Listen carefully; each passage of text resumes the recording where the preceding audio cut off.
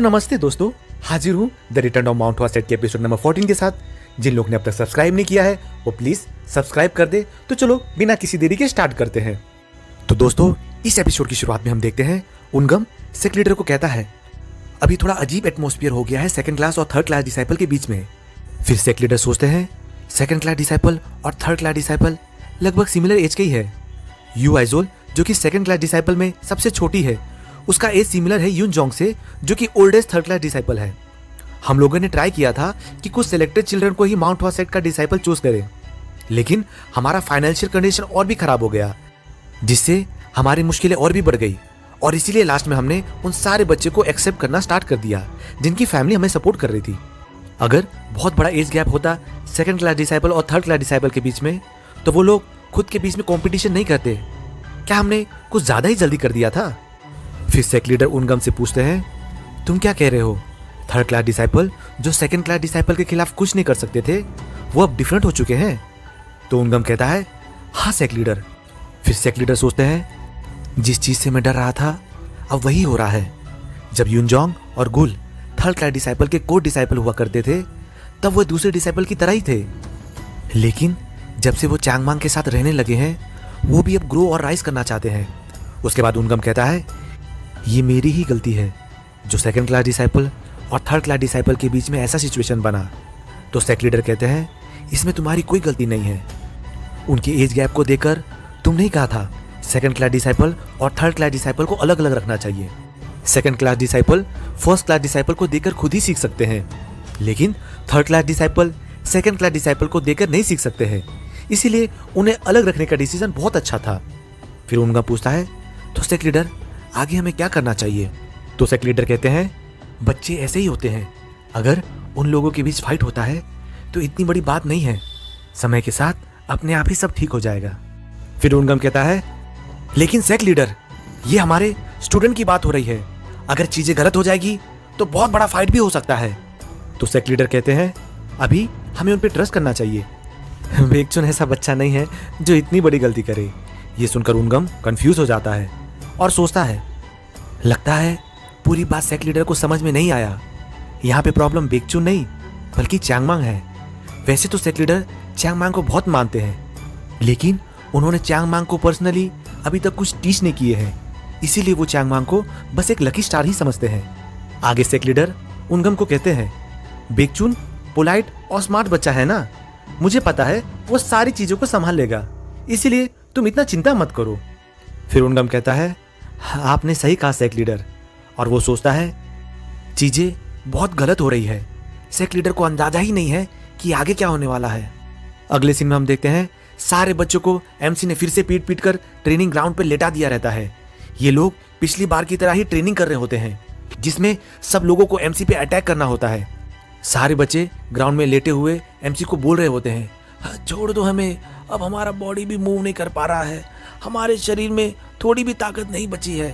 तो एमसी कहता है आयरन तब भी स्ट्रांग होता है जब उसे जोरों से पीटा जाए, वैसे ही इंसान भी तब स्ट्रांग होता है जब उसे बहुत पीटा जाए। उसके बाद हम देखते हैं second class disciple training ground में आते हैं। फिर वो थर्ड क्लास डिसाइपल को बोलते हैं ट्रेनिंग के टाइम पे तुम लोगों को लेटने के लिए किसने बोला? ये सुनकर सारे बच्चे कंफ्यूज हो जाते हैं। उसके बाद वो सेकंड क्लास डिसाइपल फिर से बोलता है हम लोग तुम्हारे ट्रेनिंग में मदद करने के लिए आए थे, लेकिन ये क्या हो रहा है? तुम लोग ट्रेनिंग करने के बजाय आराम कर रहे हो। उन लोगों की बात सुनकर एमसी भी कंफ्यूज हो रहा होता है। फिर वो सेकंड क्लास डिसाइपल कहता है तुम लोगों को क्या लगता है तुम लोग ऐसे ही आराम कर सकते हो, जबकि माउंट हुआ एंड साउथर्न एज कॉन्फ्रेंस जल्दी होने वाला है। आज का ट्रेनिंग करने के बाद तुम लोग पूरे सेट की सफाई करोगे, हमें कहीं पर भी थोड़ा भी धूल नहीं दिखना चाहिए, ये तुम्हारा आज का पनिशमेंट है। फिर वो सेकंड क्लास डिसाइपल वहां से चले जाते हैं। उसके बाद गुल सोचता है सीनियर लोग अचानक से ऐसा बिहेव क्यों कर रहे हैं? तब एमसी गुल से पूछता है इन लोगों के साथ अचानक से क्या हो गया, ये लोग पागल हो गए क्या? फिर गुल एमसी की तरफ देखकर सोचता है ये सब इसकी वजह से ही तो हो रहा है। उसके बाद एमसी गुल को कहता है तुम मुझे इस तरह से क्यों देख रहे हो? फिर गुल सोचता है इस बास्टर्ड को कुछ भी नहीं पता है इसकी वजह से क्या क्या हो रहा है। अगले सीन में हम देखते हैं गुल और यूनजोंग आपस में बात कर रहे होते हैं कि कैसे second class disciple third class disciple को बुली कर रहे हैं, यहाँ तक कि थर्ड क्लास डिसाइपल को पानी पीने के लिए भी सेकंड क्लास डिसाइपल से परमिशन लेना पड़ता है। सेकंड क्लास डिसाइपल ने थर्ड क्लास डिसाइपल के लिए रूल बनाया होता है कि उन लोगों को कैसे चलना है, कैसे सोना है। Second class disciple third class disciple को बहुत टॉर्चर कर रहे होते हैं। उसके बाद गुल यूनजोंग से कहता है, अब तो मैं मार खाने का आदी हो चुका हूँ, लेकिन मैं इस तरह का हैरेसमेंट नहीं सह सकता। मुझे नहीं लगा था हमारे सीनियर इस तरह के हैं। फिर यूनजोंग कहता है, ऐसा लग रहा है वो पुराने रूल को लागू करके हमें बुली करना चाहते हैं। उसके बाद गुल कहता है, मैंने सुना है एक ऐसा भी रूल था जिसमें हम अपने तलवार को अपने से कभी अलग नहीं कर सकते। अगर ये रूल लागू हुआ तो इसका मतलब हमें अपने तलवार को नहाते वक्त, खाते वक्त और सोते वक्त अपने पास ही रखना होगा। आगे वो कहता है, अगर किसी एक ने भी कोई मिस्टेक कर दिया तो वो हम सबको इकट्ठा करके डांटने लगते हैं। भाई, लगता है अब हमें कुछ करना ही होगा। तो यूनजोंग गुल से कहता है, अब हम क्या ही कर सकते हैं। फिर गुल कहता है, लेकिन ये कुछ ज्यादा ही हो रहा है। वो इस चीज को छुपा भी नहीं रहे हैं कि वो हमें बुली कर रहे हैं। हम उन्हें कब तक ऐसा करने देंगे? हमें कुछ तो करना ही होगा। तो यूनजोंग एमसी से कहता है, तुम्हें नहीं लगता कि हमें कुछ करना चाहिए? तो एमसी बेड पे लेटे हुए कहता है, तुम क्या कहना चाहते हो? फिर यूनजोंग कहता है, हम लोग अभी सीनियर के बारे में बात कर रहे हैं, ये ऑब्वियस नहीं है कि वो क्या कहना चाहते हैं। तो एमसी यूनजोंग से पूछता है, क्या ऑब्वियस है? फिर यूनजोंग कहता है, मुझे पता है तुम कैसे हो, इसीलिए मैं तुम्हें उन लोगों के सामने सर झुकाने के लिए नहीं कहूंगा, लेकिन अगर तुम वैसा करोगे जैसा वो चाहते हैं। कि तभी एमसी गुस्से में यूनजोंग से कहता है, जैसा वो चाहते इसका क्या मतलब है? तो यूनजोंग थोड़ा डरते हुए कहता है, अरे मैंने थोड़ा गलत कह दिया, मेरे कहने का ये मतलब नहीं था। कि तभी एमसी खड़े होते हुए कहता है, भाई लोग, मुझे लगता है मेरे पास इससे भी अच्छा सोल्यूशन है, ये पक्का सब चीजों को सही कर देगा। फिर यूनजोंग एमसी से पूछता है, क्या है वो सोल्यूशन? तो एमसी कहता है, और क्या, बस मुझे उनकी हड्डी पसली तोड़ना है। ये सुनकर सारे बच्चे एमसी की तरफ देखने लगते हैं और गुल डरते हुए सारे बच्चों को कहता है, सब लोग इसे पकड़ो। और एमसी उन लोगों के बीच से गुस्से में दौड़ते हुए बाहर जाने लगता है। पीछे से यूनजोंग सबको बोल रहा होता है, इसे बाहर मत जाने देना, अगर ये बाहर गया तो हम सब मारे जाएंगे। फिर सब लोग एमसी को पकड़ने लगते हैं और एमसी सबको डॉच करते हुए बाहर जाने लगता है। उनमें से एक बंदा कहता है, ये बहुत तेज है, हम लोग इसे पीछे से नहीं पकड़ सकते, कोई इसे आगे से पकड़ो। कि तभी एक बंदा एमसी को आगे से पकड़ने की ट्राई करता है, लेकिन एमसी उसके पकड़ में नहीं आता और वो बहुत स्पीड से आगे बढ़ता है। एमसी बाहर जाने वाला रहता है कि तभी दो बच्चे एमसी के सामने से आते हुए एमसी को पकड़ लेते हैं। फिर सारे बच्चे एमसी पे जंप करते हैं और एमसी को टाइट से पकड़ लेते हैं। फिर गुल पीछे से जंप करते आता है और एमसी को जमीन पे लेटा देता है। एमसी गुल को कहता है, मैंने कहा ना मुझे जाने दो। गुल सबको कह रहा होता है, कुछ भी हो जाए यहां से इसे जाने मत देना। फिर एमसी कहता है, वो बास्टर्ड लोग ऐसा काम कर रहे हैं जो हम 100 साल पहले भी नहीं करते थे, बस मुझे उन लोगों को एक बार पीटने दो, एक बार पीटने से उन लोगों को कुछ नहीं होगा। गुल सबको कह रहा होता है, इसे और भी टाइट से पकड़ो। और वो एमसी को कहता है, चांगनांग शांत हो जाओ, अगर तुमने सीनियर को पीटा तो हमें सेट से बाहर निकाला जा सकता है। पीछे से यूनजोंग कहता है, मुझे पता है कि तुम्हें कैसा फील हो रहा है, लेकिन तुम अभी ऐसा मत करो, ये भी सही समय नहीं है। तो एमसी चिल्लाते हुए कहता है, ये करने का कोई सही समय नहीं होता, तुम मुझे जाने दो, नहीं तो मैं सबको ही पीटूंगा। उसके बाद यूनजोंग कहता है, माउंट हुआ एंड साउदर्न एज कॉन्फ्रेंस आने वाला है। फिर एमसी कहता है, तो क्या हुआ? उसके बाद यूनजोंग कहता है, थोड़ी देर के लिए सोचो, सीनियर बेकचुन रिप्रेजेंट कर रहे हैं सेकंड क्लास डिसाइपल को उस कंपटीशन में। अगर तुमने उन्हें बहुत पीट दिया तो वो फाइट नहीं कर पाएंगे, तुम उसके बाद क्या करोगे? तो एमसी कहता है, उसे ऐसा पीटूंगा कि मेरे मार खाने के बाद भी वो फाइट कर पाएगा, तुम्हें तो पता ही है ना मेरे बारे में। फिर यूनजोंग सोचता है, हम लोगों से अच्छा तुम्हारे बारे में कौन ही जानता होगा। उसके बाद यूनजोंग एमसी से कहता है, फिर भी मैं तुम्हें ऐसा नहीं करने दूंगा, अगर तुमने उन्हें पीटा तो उनका पूरा प्राइड खत्म हो जाएगा, फिर वो अच्छे से फाइट नहीं कर पाएंगे। थोड़े दिनों के लिए तुम ऐसा मत करो। साउथर्न एज सेट के उन बास्टर्डों से ह्यूमिलेट होने के बजाय हम सीनियर बेकचुन से ह्यूमिलेट होना पसंद करेंगे। तो एमसी कहता है, ये अच्छा होगा कि तुम लोग मुझे छोड़ दो। फिर यूनजोंग कहता है, प्लीज बस इस बार रहने दो, क्योंकि माउंट हुआ और साउथर्न एज कॉन्फ्रेंस बहुत बड़ा इवेंट है। तो एमसी भी यूनजोंग की बात सुन के थोड़ा शांत होता है। एमसी को शांत देख सब बच्चे उसे छोड़ देते हैं। उसके बाद एमसी कहता है, बस मुझे माउंट हुआ एंड साउथर्न एज कॉन्फ्रेंस तक ही रुकना होगा ना? तो यूनजोंग कहता है, हाँ बस तब तक। तो एमसी कहता है, हाँ ठीक है, मैं बस इस बार तुम्हारी बात मान लेता हूं, क्योंकि तुम लोगों ने बहुत हार्डवर्क किया है। ये सुनकर यूनजोंग सोचता है, इसकी ऐसी बात सुन के मुझे बहुत अच्छा लग रहा है, इतना कि अब मुझे रोने का मन हो रहा है। फिर एमसी यूनजोंग से पूछता है, लेकिन अगर उन लोगों ने पहले फाइट स्टार्ट किया तो मुझे क्या करना चाहिए?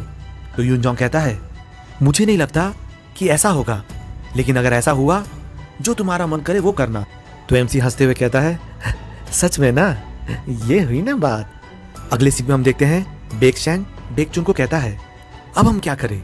इतना कुछ करने के बाद भी वो लोग कोई रिएक्शन नहीं दे रहे हैं। चांग मांग भी पक्का बहुत गुस्से में होगा, लेकिन वो भी अभी ऐसा कुछ नहीं कर रहा है जिससे प्रॉब्लम क्रिएट हो। तो बेकचुन कहता है, ऐसा है क्या? उसके बाद वो सोचता है, जैसा मैंने एक्सपेक्ट किया था उससे पूरा डिफरेंट हो रहा है।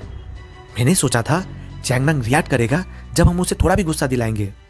मैं चाहता था उसे गुस्सा दिला के फाइट करने के लिए मजबूर कर दूं, जिससे मैं उससे अपना बदला भी ले पाऊं और फ्यूचर में मैं इससे बाहर भी निकल जाऊं। लेकिन उसने बहुत पेशेंस बना के रखा है। फिर वो बेकशैंग से पूछता है, क्या हम उन पे इससे ज्यादा प्रेशर नहीं डाल सकते? तो बेकशैंग कहता है, इससे ज्यादा हम कुछ नहीं कर सकते, ये हमारे लिए इम्पॉसिबल है। अगर हमने कुछ ज्यादा किया तो सबको ऐसा लगेगा हम प्रॉब्लम क्रिएट कर रहे हैं। फिर बेकचुन बेकशैंग से पूछता है, दूसरे डिसाइपल क्या कर रहे हैं? तो बेकशैंग कहता है, चांग मांग के अलावा बाकी सब अजीब तरह की ट्रेनिंग कर रहे हैं। आगे बेकशैंग बेकचुन से कहता है, हम 3rd क्लास के डिसाइपल को ज्यादा दिन तक टॉर्चर नहीं कर सकते। अगर हम ऐसा करते रहें तो मास्टर हमसे गुस्सा हो सकते हैं। ऊपर से साउथर्न एज एंड माउंट हुआ कॉन्फ्रेंस नजदीक आ गया है, हमें उसके लिए भी तैयारी करना होगा। तो बेकचुन कहता है, हाँ मुझे पता है, हमने उन लोगों के साथ बहुत कुछ कर लिया है, तो अब हम नेक्स्ट स्टेप की तैयारी करना स्टार्ट कर देते हैं। ये सुनकर बेकशैंग कंफ्यूज हो जाता है। फिर बेकचुन बेकशैंग को कहता है, तुम्हें तो पता ही होगा 3rd क्लास के डिसाइपल कितने अच्छे बच्चे हैं। जब हम ट्रेनिंग करने के लिए सेट से बाहर गए थे उससे पहले वो कितने काइंड और मासूम थे, लेकिन वो 1 साल के अंदर ही पूरे बदल चुके हैं। कोई भी इंसान अपने साथियों से ही पहचाना जाता है, जैसे दोस्त लोग वैसा वो इंसान। इसीलिए हमें सारे 3rd क्लास डिसाइपल को पनिश नहीं करना है, क्योंकि प्रॉब्लम तो सिर्फ एक ही बच्चा है, वो है चांग मांग।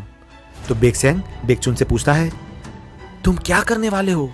फिर बेकचुन हंसते हुए कहता है, चांग मांग मेरा खास जूनियर ब्रदर है, इसीलिए मुझे ही उसका ख्याल रखना होगा ना। बेकचुन और बेकशैंग की बात सुनकर ऐसा लग रहा है ये लोग कोई प्लान बना रहे हैं एमसी से बदला लेने के लिए। अगले सीन में हम देखते हैं एमसी सेक्ट से बाहर निकलकर माउंटेन की ओर जा रहा होता है और वो जाते हुए सोचता है, वैसे मैं 2 बार पकड़ा जा चुका हूं, लेकिन मैं ऐसा तीसरी बार नहीं होने दूंगा। मैं उस जगह वापस से जाऊंगा ही नहीं, लेकिन मुझे इतना ट्रबल उन छोटे बच्चों के कारण से ही हो रहा है। ये सोच के मुझे बहुत गुस्सा आ रहा है। वो 2nd क्लास डिसाइपल लोग वो रूल पे रूल थोपे जा रहे हैं। मैं उन्हें अच्छा सबक सिखाना चाहता हूँ, लेकिन यूनजोंग के कारण से मैं ऐसा नहीं कर रहा हूँ। वो सोचता है यूनजोंग उसके सीनियर ब्रदर की तरह एक्ट कर रहा था, इसीलिए वो उसकी बात मान गया। जब भी मैं ट्रबल क्रिएट करता था तब वो सीनियर ब्रदर ऐसा ही हेल्पलेस और फ्रस्ट्रेटेड फेस बनाते थे। मुझे उनके लिए बुरा भी लगता था। उसके बाद एमसी सोचता है, मुझे बस इस इवेंट तक ही वेट करना होगा ना। वैसे भी मैं 2nd क्लास डिसाइपल को बहुत पीटना चाहता हूँ, लेकिन मैं उनसे ज्यादा साउथर्न एज सेक्ट वालों को पीटना चाहता हूँ। फिर एमसी अपना ट्रेनिंग शुरू करने का सोचता है और वो अपना तलवार निकालने लगता है कि तभी पीछे से एमसी को कुछ सेंस होता है। फिर वो सोचता है, यहाँ पे कोई है तो नहीं ना। वैसे भी यू आइजोल मुझे कुछ भी नहीं करने देती थी और वो बस मुझे हमेशा फॉलो करती थी। जब वो देखती थी मेरे साथ कोई भी 3rd क्लास डिसाइपल नहीं है तो वो मुझसे बात करने का ट्राई करती थी। एमसी आगे सोचता है, लेकिन पता नहीं क्यों मैं उसका प्रेजेंस फील नहीं कर पाता हूँ। क्या वो कोई घोस्ट है? मैंने उसके जैसा अपने पूरे लाइफ में किसी को नहीं देखा। बहुत से लोग होते हैं जिनका प्रेजेंस बहुत ही वीक होता है, उन्हें सेंस करना बहुत हार्ड होता है, लेकिन यू आइजोल का प्रेजेंस तो उनसे भी ज्यादा वीक है। फिर एमसी जब अपना तलवार बाहर निकालने लगता है तो वो अपने तलवार में यू आइजोल का रिफ्लेक्शन देखता है। अचानक से यू आइजोल को अपने पीछे सेंस करके एमसी पूरा डर जाता है और वो चिल्लाते हुए कहता है, कम से कम अपना प्रेजेंस तो शो करो, कहीं भी अचानक अपीयर होने से पहले। तुमने तो मुझे पूरा ही डरा दिया। तो यू आइजोल एमसी को कहती है, मैं तुम्हारी सीनियर हूँ और तुम मेरे जूनियर। तो एमसी यू आइजोल से पूछता है, इससे क्या? तो यू आइजोल कहती है, तुमने ओथ लिया है ना, तुम अपने सारे सीनियर को रिस्पेक्ट दोगे। फिर एमसी कहता है, क्या है, तुम मुझे क्यों फॉलो कर रही हो? तो यू आइजोल कहती है, ये कैसा तरीका है अपने सीनियर से बात करने का? तो एमसी चिढ़ते हुए कहता है, क्या मैं जान सकता हूं आप मुझे क्यों फॉलो कर रहे हो? उसके बाद एमसी अपने मास्टर को इमेजिन करते हुए सोचता है, अगर मास्टर ने अभी मुझे किसी बच्चे को ऐसा रिस्पेक्ट करते हुए देखा होता तो वो मुझ पे बहुत हंस रहे होते। फिर वो यू आइजोल की तरफ देखता है और सोचता है, यार ये सच में बहुत ब्यूटीफुल है। उसके बाद यू आइजोल एमसी को कहती है वो स्वॉट टेक्निक जिसमें फूल गिरते हैं, कि तभी एमसी कहता है, तुम किस टेक्निक के बारे में बात कर रही हो? मुझे नहीं पता, तुम्हें कोई गलतफहमी हो गई है। मुझे ऐसी चीजों के बारे में कुछ नहीं पता, इसीलिए तुम अपना समय मुझे फॉलो करके बर्बाद मत करो। फिर यू आइजोल कहती है, मुझे वो टेक्निक सिखाओ। ये सुनकर एमसी शॉक हो जाता है और यू आइजोल से कहता है, तुमने क्या कहा? तो यू आइजोल कहती है, मुझे वो स्वॉट टेक्निक सिखाओ जिसमें फूल गिरते हैं। ये सुनकर एमसी सोचता है, अच्छा ये इसलिए मुझे फॉलो कर रही थी। मुझे लगा था ये इसलिए मुझे फॉलो कर रही है कि ये जानना चाहती है कि मैंने कोई जादू टोना या कोई मार्शल आर्ट जो कि इस सेक्स से नहीं है वो तो नहीं सीखा है। फिर एमसी यू आइजोल को कहता है, मुझे सच में नहीं पता तुम किस बारे में बात कर रही हो। ये सुनकर यू आइजोल गुस्सा हो जाती है और वो कहती है, मैं सारे मास्टर को इस टेक्निक के बारे में कह दूंगी। फिर एमसी कहता है, ठीक है जाकर कह दो, मैं सोच रहा हूँ वो तुम्हारी बातों पे बिलीव करेंगे भी या नहीं। तो यू आइजोल कहती है, तो मैं सेक्ट लीडर को बता दूंगी। तो एमसी मुंह बनाते हुए कहता है, ठीक है जैसी तुम्हारी मर्जी। और वो सोचने लगता है, क्या इसे लगता है इसकी बातों पे कोई बिलीव करेगा? फिर वो यू आइजोल से कहता है, तुम मेरी सीनियर हो ना और मैं तुम्हारा जूनियर, तो कौन सा जूनियर है जो सीनियर को कुछ भी सिखा सकता है? यहाँ पे तो मुझे ही आपसे कुछ सीखना चाहिए। ये सुनकर यू आइजोल चुप हो जाती है और वो एमसी को घूरने लगती है। फिर एमसी सोचता है, अरे ये काम कर गया। उसके बाद यू आइजोल कहती है, ऐसी बात है, ठीक है तुम मुझे सिखाओ। वैसे भी अगर मुझे इसे सीखने के लिए तुम्हारा जूनियर बनना पड़े ये भी मुझे मंजूर है। तो एमसी कहता है, मुझे नहीं पता तुमने वहां पे क्या देखा है, लगता है तुमने खुद से ही वहां पे कुछ भी इमेजिन कर लिया होगा। और ऐसा हो सकता है तुम लोग थके हुए थे इसीलिए तुमने ऐसा इमेजिन कर लिया होगा। मुझे सच में नहीं पता तुम क्या बोल रही हो, इसीलिए तुम यहाँ से चली जाओ और मुझे अकेला छोड़ दो। तो यू आइजोल कहती है, मुझे पता है मैंने क्या देखा था, क्योंकि मैंने वो चीज पहले भी देख रखा है। ये सुनकर एमसी शॉक हो जाता है और वो सोचता है, प्लम ब्लॉसम शॉट टेक्निक का कोई सीक्रेट बुक नहीं था, ये बस कुछ ही लोगों को सिखाया जाता था और ये वही सीख सकते थे जिसे ये टेक्निक अच्छे से आता है। लेकिन उस बंदे को ये टेक्निक सीखने से पहले माउंट वासेट का एल्डर बनना पड़ेगा। लेकिन उस दिन जब हमने हेवनली डीमन से फाइट किया था हमारे सारे एल्डर मारे गए और हमने ऐसा सोचा भी नहीं था कि हमारे सारे एल्डर मारे जाएंगे। लेकिन हमने ये स्वॉट टेक्निक किसी को भी नहीं सिखाया। लेकिन ये कह रही है ये टेक्निक किसी को यूज करते हुए देखा है, इसका एक ही मतलब है। और एमसी यू आइजोल पे चिल्लाते हुए कहता है, तुम्हारा साउथर्न सेक्स से क्या रिलेशन है? ये सुनकर यू आइजोल कंफ्यूज हो जाती है। उसके बाद एमसी अपना स्वॉर्ड निकालने लगता है। तो यू आइजोल डरते हुए पूछती है, तुम सडनली अपना तलवार क्यों निकाल रहे हो? फिर एमसी सोचता है, क्या ये एक्टिंग कर रही है? और वो यू आइजोल को देखता है। यू आइजोल अभी भी कंफ्यूज ही रहती है। एमसी सोचता है, इसके जैसे बेवकूफ लड़की एक्टिंग भी सही से नहीं कर सकती है। अगर इसने किसी को साउथर्न सेक्ट में 12 movement snow flower swot technique use करते हुए देखा होगा तभी भी ये इस टेक्निक को पहचान नहीं सकती है, क्योंकि वो लोग इसे अच्छी तरह से परफॉर्म नहीं कर सकते। इसके लिए उन्हें माउंट वासेट का इंटरनल एनर्जी यूज करना होगा। फिर वो यू आइजोल से पूछता है, तुमने कहा है इस टेक्निक को तुमने पहले कहीं देखा है, तुमने इसे कहाँ देखा और कब देखा है? तो यू आइजोल कहती है, मैंने इसे बहुत पहले देखा है, तो प्लीज मुझे ये टेक्निक सिखा दो।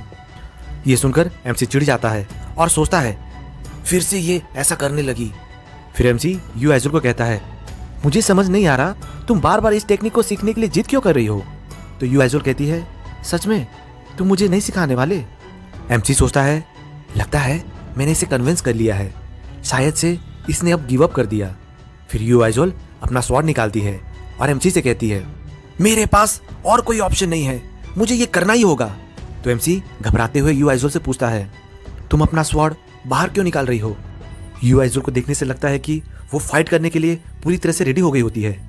फिर वो एमसी को कहती है, तुम वैसे भी मुझे सिखाने वाले नहीं हो। ये सुनकर एमसी कंफ्यूज हो जाता है और सोचता है, क्या हुआ इस पागल लड़की को? तभी यू आइजोल एमसी पे अटैक करती है। एमसी पीछे जंप करके उस अटैक से बचता है और सोचता है, कितना शार्प अटैक था, ये सच में मुझे मारने का ही सोच रही है। फिर एमसी यू आइजोल को कहता है, रुको, तुम सीनियर होके अपने जूनियर से एक रियल स्वॉर्ड से फाइट क्यों कर रही हो? तो यू आइजोल कहती है क्योंकि तुम मुझसे स्ट्रांग हो, और वो एमसी पे अटैक कर देती है। एमसी उस अटैक को डॉज करता है और सोचता है मैंने इस टेक्निक को पहले भी देख रखा है, ये वही हल्का और पावरफुल स्वॉर्ड टेक्निक है। ये अपने अपोनेंट का गैप ढूंढ के उस पर अटैक करना चाहती है। फिर वो एमसी पे अटैक करती है। एमसी उसके अटैक से बचता है और सोचता है इतनी अच्छे से स्वॉर्ड को मूव करना, ये तो मैंने न थर्ड क्लास डिसाइपल और ना ही फर्स्ट क्लास डिसाइपल को करते हुए देखा है। फिर यू आइजोल एक ओपनिंग को देख के एमसी पे फिर से अटैक करती है। एमसी उसे डॉच करता है, लेकिन इस बार उसके आगे का बाल कट जाता है और वो अपने फेस के सामने स्वॉर्ड को देख के डर जाता है और पीछे जंप करके चिल्लाता है तुम पागल लड़की, क्या तुम्हारा दिमाग खराब हो गया है? अगर मैंने इसे डॉज नहीं किया होता तो मैं अब भी मर जाता। फिर यू आइजोल कहती है मुझे पता है तुम इसे आराम से डॉज कर सकते हो, और उसके बाद वो फिर से एमसी पे अटैक करती है। एमसी उसके अटैक को ब्लॉक करते हुए सोचता है अगर ये साउथर्न एसेक्स से रिलेटेड नहीं हुई और मैंने इस पे अटैक किया तो मैं यहाँ पे विलन बन जाऊंगा, इसीलिए मैं यहाँ पे अटैक नहीं कर रहा हूँ, सिर्फ इसे ब्लॉक कर रहा हूँ। हम देखते हैं यू आइजोल पूरे गुस्से में होती है और वो एमसी पे बार बार अटैक करती रहती है। उसके बाद एमसी यू आइजोल से कहता है तुम साइको, इस किलिंग इंटेंट के साथ तुम मेरे पास मत आओ। फिर यू आइजोल हाफते हुए कहती है मैं तुम्हारी सीनियर हूँ, अच्छे से बात करो। तो एमसी चिल्लाते हुए कहता है कौन से सीनियर होते हैं जो अपने जूनियर को मारना चाहते हैं? फिर वो यू आइजोल की तरफ देखता है और वो शॉक्ड हो जाता है क्योंकि यू आइजोल की आंखें बदल चुकी होती है। उसके बाद एमसी सोचता है वो मुझे मारने के लिए इतनी डेस्परेट थी कि वो बजर्क मोड में चली गई है। अगर तुम किसी बंदे से फाइट कर रहे हो और वो बंदा इस स्टेट में चला जाए तो तुम उसको इनलाइटमेंट की तरह ले जा सकते हो, या फिर वो क्यूआई डेविएशन में भी जा सकता है। दोस्तों, क्यूआई डेविएशन स्टेट ऐसा स्टेट होता है जहाँ पे किसी भी पर्सन का पूरा इंटरनल एनर्जी खत्म हो जाता है। आगे एमसी सोचता है चाहे ये कितना भी फास्ट अटैक करे, जितना ज़्यादा ये अटैक करेगी उतना बड़ा इसका ओपनिंग दिखेगा। मुझे बस अपने स्वॉर्ड को उसके राइट साइड में मूव करना है, उसका अटैक अपने आप ही ब्लॉक हो जाएगा, और वो उसके अटैक को आराम से ब्लॉक कर देता है। उसके बाद हम देखते हैं यू आइजोल थक गई रहती है। यू आइजोल को देखकर एमसी सोचता है फाइट के बीच में ये एनलाइटमेंट की तरफ जा रही थी। मुझे लगा था माउंट वासेक में गुल सबसे ज़्यादा टैलेंटेड है, लेकिन गुल इसके कंपेयर में तो कुछ भी नहीं है। फिर यू आइजोल एमसी पे अटैक करती है और एमसी उसके अटैक को देखकर सोचता है इसके पास बहुत अच्छा स्पीड है, लेकिन अगर इसका शोल्डर थोड़ा हाइयर रहता तब जाके ये किसी भी पर्सन का गला काट सकती है। यू आइजोल एमसी पे फिर से अटैक करती है और एमसी सोचता है इस बार फिर से ये बहुत लो था, इसे थोड़ा और हाइयर होना चाहिए था, और वो बार बार उसके गलतियों को निकालता रहता है। तभी हम देखते हैं उन दोनों के फाइट को ऊपर से बेकचून देख रहा होता है। उसके बाद एमसी सोचता है ये धीरे धीरे बेटर होते जा रही है, लेकिन ये बस कुछ ही देर के लिए है। ऐसा लग रहा है ये बहुत ज़्यादा ही बजर्क मोड में चली गई है। उसके बाद बेकचून ऊपर से चिल्लाते हुए एमसी को कहता है तुम यहाँ पे क्या कर रहे हो? और बेकचून अपना स्वॉर्ड निकाल लेता है और नीचे जंप करता है एमसी पे अटैक करने के लिए। जब एमसी बेकचून को ऐसे अटैक करते हुए देखता है तो वो भी रेडी हो जाता है और जंप करके उसके अटैक को अपने पैर से रिफ्लेक्ट कर देता है। तुम लोग एक बात समझ जाओ कि एपिसोड खत्म हो चुका है, तो अगले एपिसोड का इंतजार करो। ओके, वैसे अगर वीडियो पसंद आया है तो वीडियो को लाइक कर दो, और अभी तक चैनल को सब्सक्राइब नहीं किया है तो वो भी कर दो, और इसे शेयर भी कर दो यार। और हाँ, कमेंट भी तुम्हें ही करना पड़ेगा। मैं मिलता हूँ जल्दी नेक्स्ट पार्ट के साथ, तो तब तक के लिए बाय बाय, एंड हाँ, in the last thanks for watching.